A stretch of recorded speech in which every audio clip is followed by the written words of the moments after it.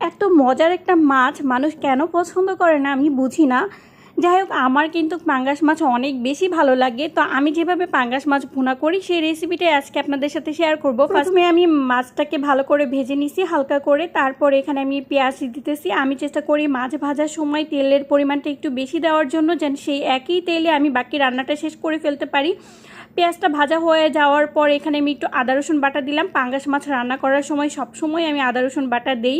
তারপরে এখানে হলুদের গুঁড়া, মরিচের গুঁড়া, লবণ, জিরা গুঁড়া, রেগুলার মানে ঘরোয়া মশলাগুলো দিয়ে মাছটাকে আবার একটু কষায় নিব। মশলাটা কষানোর পর মাছটা কষিয়ে নিয়ে তারপর ইচ্ছা মতো পানি অ্যাড করব। তো আমি এখানে একটু মাখা মাখা টাইপের রাখার জন্য হালকা পরিমাণ পানি অ্যাড করছি, যেন বাকি মশলাগুলো মাছের ভিতরে ঢুকে যায়। তারপর উপর থেকে কাঁচামরিচ দিয়ে ঝোলটাকে একটু টানিয়ে নামিয়ে ফেলবো। আর এইভাবে পাঙ্গাস মাছ ভুনা করলে কিন্তু অনেক বেশি মজা হয়।